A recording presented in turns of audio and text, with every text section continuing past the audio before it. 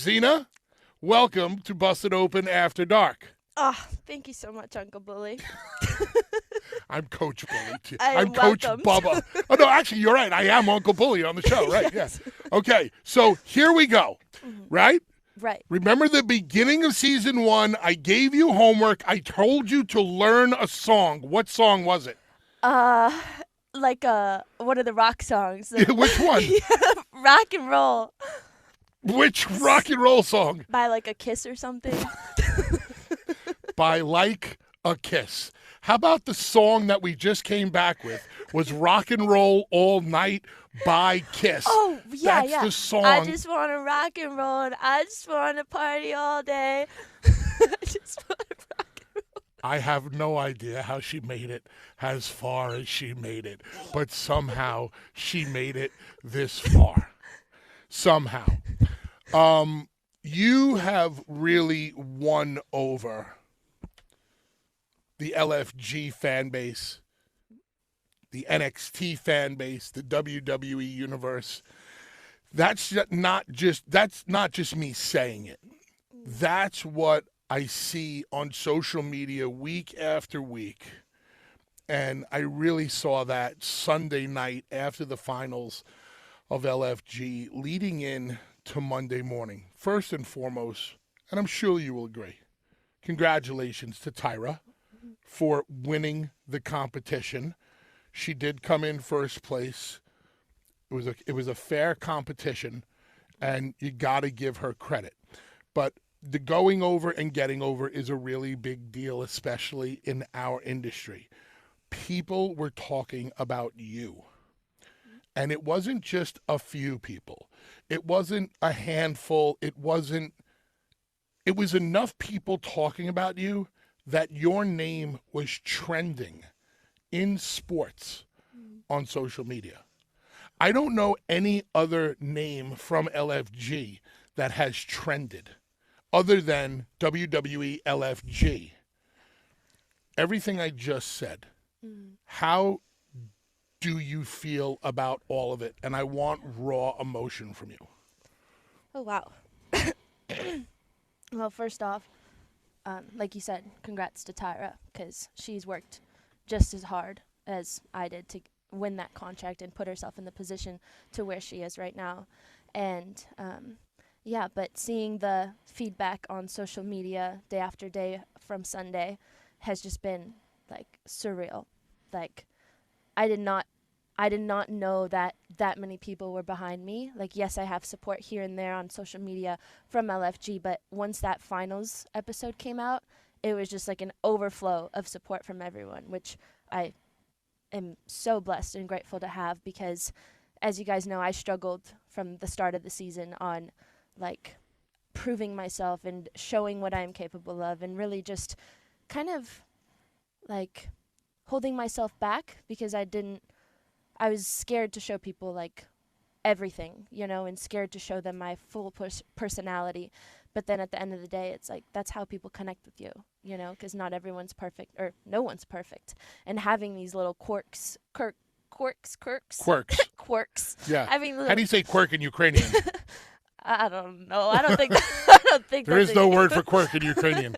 Okay, so you're starting to show your personality. Yes. Go ahead. Yeah, and just, like, having, those little things that make you different. That's how people connect, because if they have something different about themselves that they think is, makes them stupid or just makes them not fit in, that's what makes you special, though, And I feel like that's why I was able to fit in with the crowd, or connect with the audience. And, like, one of the things, bringing it all the way back to the first episode, was my sweaty hands. I've never talked about that on social media, and I'm actually surprised I just brought it up, because it's my biggest insecurity, I'd say. And it's something I can't control, but it's, I was born with it, and I'm embracing it now, because what am I going to do, Like, I'd rather talk about it and show people that they're not alone, because I know I'm not the only human being on earth that has it. And if people can see it, and know that one of their favorite, aspiring superstars has it, they'll feel more comfortable in their own bodies. And, Can I explain to people what it is like Sure. to shake your hand for the first time? Oh. So you meet Zena. Zena is a very pretty young lady, beautiful blonde hair. She's got that whole, like Russian, Ukrainian, Bulgarian, Scandinavian thing going on, right? She's the total package. And then she puts her hand out, and you shake her hand, and all I can describe, like if you took the clam out of the shell and put it in her hand, and then she shakes your hand. Bully, I'm gonna cry. Oh, is that a little too much? No, keep going. But you know what? I give you credit because I know that's a thing that's difficult for you to deal with, and in 5 minutes, you just threw it out there on your own. Yeah. And I think that's why people truly connect to you. They like you. They love you. You're not afraid to admit that you're just like everybody else. You're a bit clumsy. Today she tripped over a stationary bike and tried to look all good doing it. Like, tell me why you were afraid to bring out all of your personality in the beginning of the season. I guess just drawing it back to like my personal life, like before the WWE, I never had friends. I never had a friend group. I was always really reserved into myself because I was always kind of like the weird kid in quotation marks. And I feel like ever since like I didn't feel welcome or I felt like people would be excluding me from everything, I just kind of kept to myself. And I didn't want people to know that, like I was weird or, I had little quirks about myself because I already felt like an outsider. And that's why coming into here when there's so many eyes on you, it's not just like being in school where it's, a few hundred people. It's millions of eyeballs on you. And I didn't want to be seen in that same light as I was back then and, like being made fun of. And it's just not a great feeling as you. Okay. I understand. How did you get here? Were you a wrestling fan? Okay, so you're originally from Ukraine, but you only lived in Ukraine for a brief period of time. Yes. Your family came over to the States, right? Yes. Were you a wrestling fan growing up? Growing up, no, I was not a wrestling fan. We did not have a TV. I just recently got my first ever TV in my apartment to study film. You're 21 years old. You Yes. just turned 21, Yes. and you just got your first TV. Yes. Wow. Okay. Yeah, okay. about like a year ago And why did you buy a TV? to study film, Study what film? wrestling film. Just so you could watch pro wrestling Yes. and study and learn from it. Yes. Keep going. Yeah, I wasn't a wrestling fan growing up because I didn't have the, if anything, we'd be watching, like, we did have, like, a computer at home, and that was it. My mom would turn on, like, Ukrainian cartoons, and that was about it. But when I was in high school, I followed, I've never said this before, ever. So, listen to this. I followed a fitness influencer. Her name is now Sol Ruka. And wow, really? yeah, yes. And I followed her on social media, and I looked up to her, and just seeing her do like crazy things in the gym, I was like, wow, she is like someone that I really admire her qualities. And I saw that she got signed by the WWE, and that was when I got like welcomed, or when I first found out about the WWE world, and that was, I started watching it. I was like, wow, this is so cool. I want to do this. So I did everything I could from then on to find a way in the door. And yeah, I started watching more in high school, and then I went to college. I was a freshman at Ohio State, and I swam there. And after 2 months, I was like, this doesn't feel right. Like, something is telling me I don't belong here right now. And that was when I reached out to the WWE. And they kept turning me down because I was too young.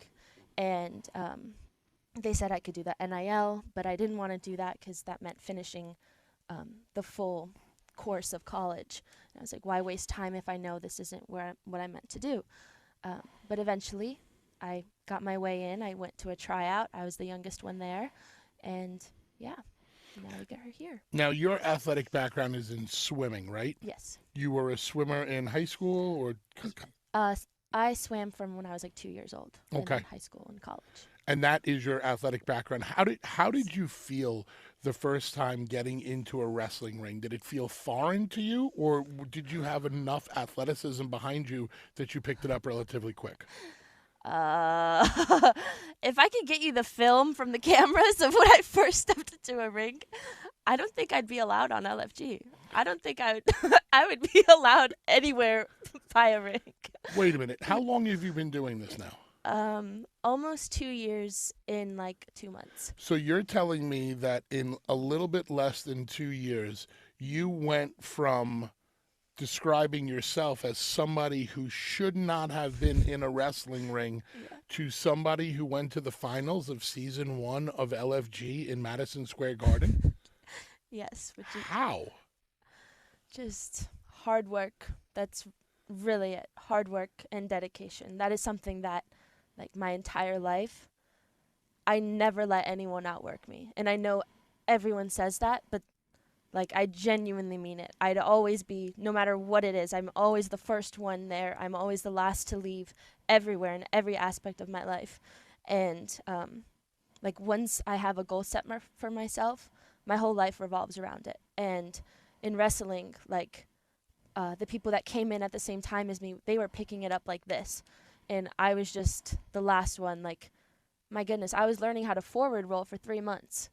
And, you know, you get frustrated, you get in your own head because it's like, well, all my classmates are progressing so fast, like, why am I not getting it?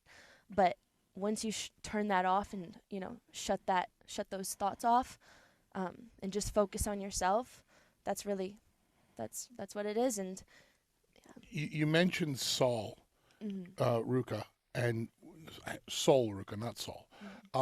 Had her on a couple of weeks ago. And one of the things that I got from her was this fearlessness in the ring. And that's something that I saw in you as season 1 went on. I'm like, this girl is not intimidated by anything. She's not afraid of failure. She's willing to try anything. Is that your general attitude in life, in wrestling? Like, you're just basically balls to the wall? Yeah. I think if I had to put a motto on, like, what I live by, it would be balls to the wall to anything that I do, because, you know, life is very short. Like, you don't even realize it, and you never know when your last day is going to be. So I think no matter what you do, just give it everything you have. And, you know, yes, you have fears. Everyone has fears. That's a normal thing about being a human. But learning how to overcome them and just, like, not worrying about failing, because if you don't fail, then you don't even try, you know. And failing is how you learn and get better. And would you consider not winning season 1 of LFG, despite the fact that you got a knee injury days before the finals? Would you consider that failure? Absolutely not. No. And honestly, now that I look back at it, I'm happy that I didn't win season 1. I know that sounds so silly, but I feel like, in a sense, if I did win, it would have been a little bit too easy, you know? Because I feel like now I have that much more of a challenge, and I love struggle. Like, I've said this before, so I'll say it again. I don't want my struggle story to be the COVID pandemic. Okay. You know? Okay. Like, okay. I need some struggle in my life, and a lot of people, like, want everything just to come handed to them, or just, you know, to flow into their hands. But if that were to happen to me, I don't want it. You know, if it comes that easily to me, then it's not worth anything to me.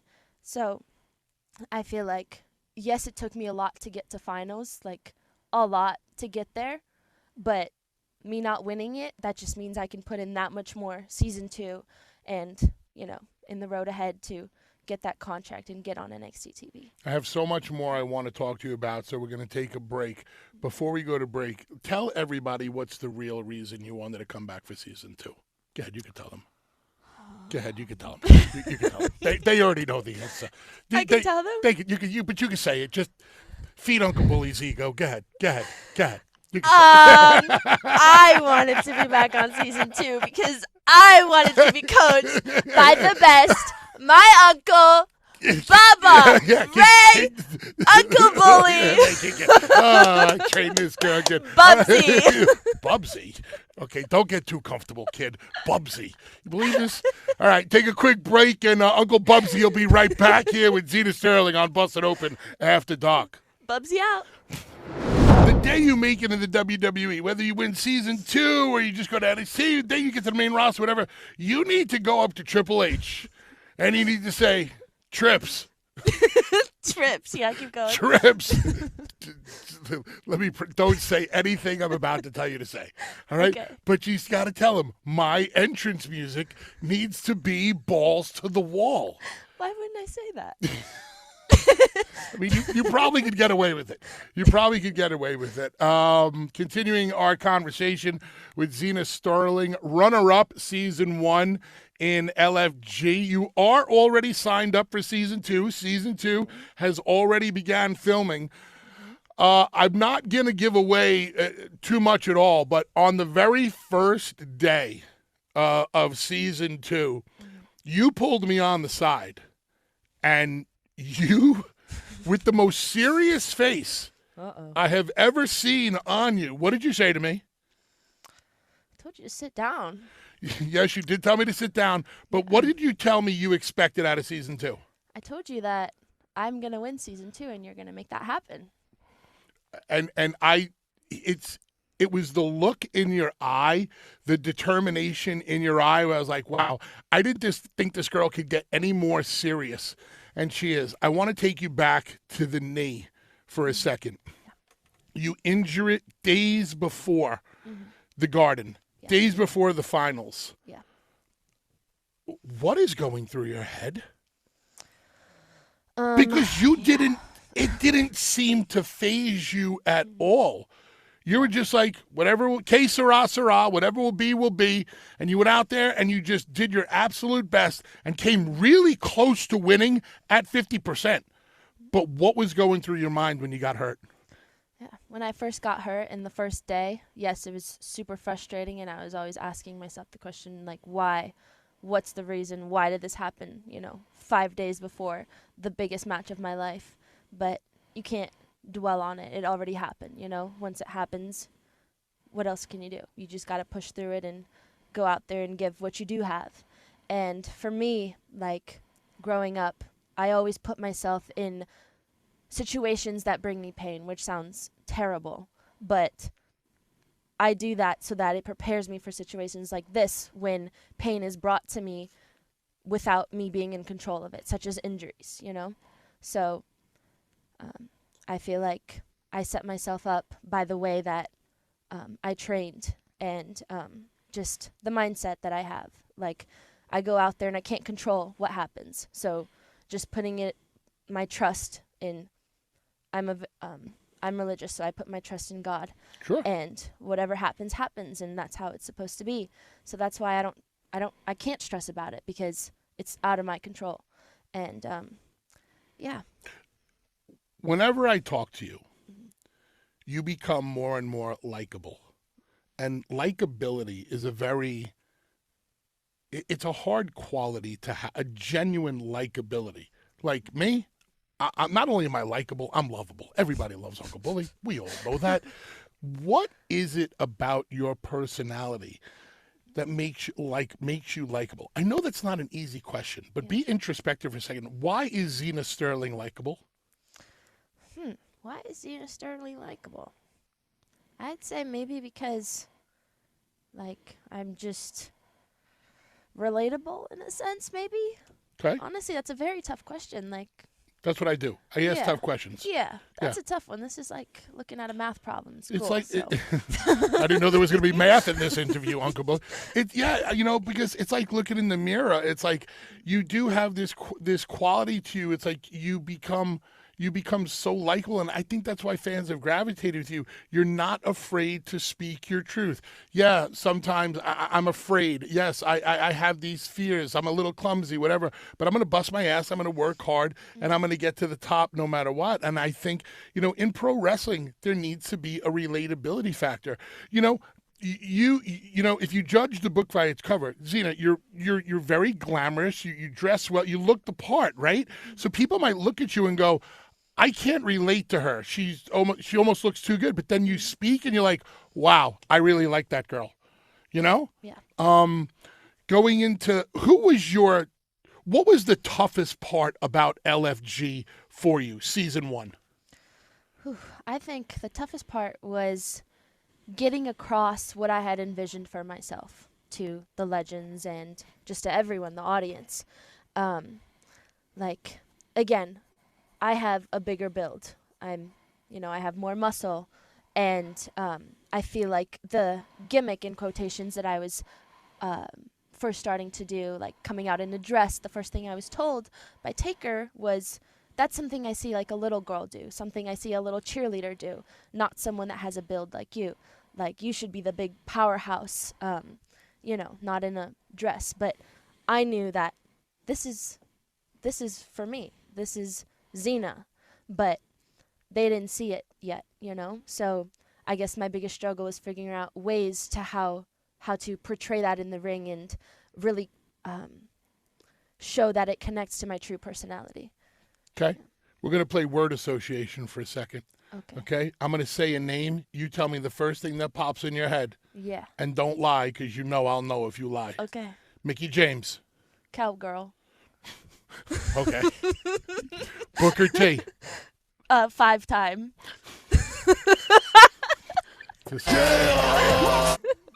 Thanks, Book. Undertaker.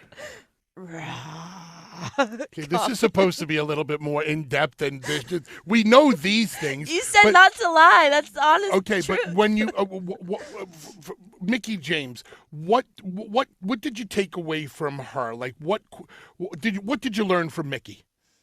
I think the biggest thing that she taught me would be the gear side of things. Mm-hmm. And that was one hell of a topic on social media. Oh, yeah. Your gear and her opinion on your gear. Yes, absolutely. Do you see her perspective? I do. Yes, absolutely. I see her perspective, and I 100% respect her opinion and everything that she told me about my gear. But yeah, she just showed me ways that you can go out there and be appealing to the audience without, putting a bad image on the business. Over sexualizing it? Yes. Okay. Yes. There you go. That's fair. Okay. Booker, what'd you learn from Booker? Booker, I learned it's the little things that stand out in the ring, not how many moves you can do.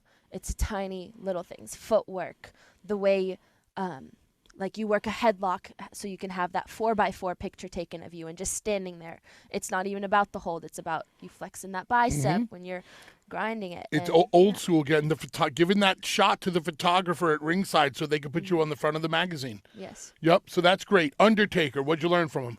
Undertaker, I would say the selling aspect of things and making everything look believable and being able to get sympathy from the audience in ways, not always having the same sell and finding different variations of sells and, just the art of selling. Bubba Ray Dudley. Oh, do you just want me to tell you everything that I love? You have to be honest. You got to remember. I'm Bully Ray on this show. Yes. Bubba Ray Dudley is on LFG. There's not a lot of difference between the two, but there are huge differences between the two. Yeah. What did you learn from Bubba? From Bubba, I think the most valuable thing that I've learned, honestly, my entire wrestling career would be, it's not about the moves. It's about you, and it's not about a spot that you have planned, and it's not about, I'm going to try this move and see how it gets over. No, you have to get over, not the move or not the spot. And that's the biggest thing I learned from you. Moving into season 2, it's a lot, at least in the initial episodes, it's very competitive. Oh, yeah. I believe there's a giant target on your back for a lot of reasons. Obviously, you came in second. You're back for season 2. I see people talk to you a different way, look at you a different way, treat you a different way. And I'm talking about your fellow competitors. Do you feel that? Do you see that? How does that make you feel? I do. I feel it and I see it. And honestly, it doesn't really faze me because, like I said, it's about me. And I know who I am as a person, and I know that there's no reason for other people to treat me a different way just because I got myself to a certain point, you know? I feel like... When you first came in, the coaches didn't take you seriously. I was you cinched in that side headlock, and I said, "Wait, time out on the field. There's something here about this girl." Yeah. We all joke around about the coaches not taking you seriously, and Undertaker turning to me and go like, "Bubba, what are you going to do with this girl?" Ha ha ha. But your fellow future greats didn't take you seriously. How seriously do you think they take you now? Yeah. At first, I don't think they saw me as any kind of competition, you know? But now they're like, oh, shit. She's got something, and she's the one to beat now. And I'm not taking my foot off the gas. So, yeah. When you are here, you work very hard. But one of the things that I learned about you is when you go home, you work even harder at this. What are some of the things you do when you go home to become better in the wrestling business? Watching film. That's the first thing. Watching film, writing promos. I like to watch like comedy shows to get ideas for little lines that I can switch up and put in my promos. And who did I tell you should watch? Three's Company. You're Chrissy Snow. Chrissy Snow. Right. Okay. Yeah, okay. Chrissy Snow. So you go home and you write promos. You watch. Tell me what wrestling you like to watch. Like you shocked the shit out of me when you told me you watch Lucha and you were watching Johnny Saint from England. Yeah. And you actually learned from these matches. Oh yeah. My favorite is World of Sport. That's British wrestling. Yeah. Wow. Yeah, my favorite wrestler. I was watching him the other day. Les Kellett. I was watching him on my TV. You guys know what TV is? Obviously, you just learned. Yeah, well, I was watching Les Kellett, and he has just so many like comedy spots, and just not more so like facials. It's all just, I can't even explain it. He's just so different than anything I've ever seen. And Les, Bad Boy Bobby Barnes, Adrian Street. I get a lot of like my flamboyant. You watch Adrian Street? Oh yeah, are you joking? Are you joking? But see, this is the reason why oxymoron doesn't sound like a cool nickname, but this is why you are truly the oxymoron. If you look at Zena, you would never think that Zena was watching Les Kellett and exotic Adrian Street. Like, as I'm a 30-year freaking pro here, and you're talking deep dive stuff. What did you learn from Adrian Street? Just personality. He is so over the top with everything. Like before he even locks up, he's skipping around the ring. That's where I get my skips from. You got your skip from watching Adrian Street? Mm-hmm. That's cool as hell, man. You never told me that. I'm popping huge. Pop! Earlier on, I said pop to Zena. She's like, what do you mean, like popcorn? Dear God, there's so much more to teach this girl. So you watch these films, and then you try to apply at least one of these moves or personality traits or something in the ring? Yes. Yeah. Even if it's like tiny little things, like a little sequence, like a reversal that I've never seen before, or like the little in-betweens. That's kind of what I look for. And yeah. The power of the pencil. Remember I told you to bring me a pencil? You forgot to bring me a pencil. I got a pencil right here. Right here. Okay, so if they put the pencil in your hand and they said, Zena, you can write any name next to your name to face in a match on Monday Night Raw or on SmackDown or at WrestleMania, who is the one woman you must be in the ring with? Tiffany Stratton. Wow, really? Yeah. Okay. The whole internet wants it. I keep seeing comments everywhere. We need a Zena versus Tiffany Stratton match. I would pay millions of dollars to see Zena versus Tiffany, or Zena versus Tiffany Stratton is going to feed families. Okay, so let's make it happen. So, Nation, is that something that you would like to see? Tiffany Stratton, your current SmackDown Women's Champion, versus Zena. It's not going to happen overnight, but is that a match that you would like to see one day? Hit me up on the old Twitter machine. Let us know. Tag us. What is it about Tiffany Is it the look? Is it about the wrestling? What is it about her that makes her the be-all and end-all for you? I think it's because everyone compares us. Everyone's like, Zena But do you really want to be compared? No, I do not. And that's why I want to have this match, so I can show that I'm not Tiffany Stratton. So you kind of want to do with Tiffany Stratton what Tiffany Stratton had to do with Charlotte Flair. Mm-hmm. Yeah. Like kind of get out of the shadow. I mean, Yes. I get it. I get it. You're a long way from that, though. You know that, right? Oh, yeah, I know. But I'm willing to do anything, and then I don't care about the time frame, So. If you didn't win season 2, would you want to come back and try it again? Absolutely. What's stopping me? Nothing. Just work harder. Give more, learn more, watch more, In season 2, I can see a frustration building up in you. What's the frustration?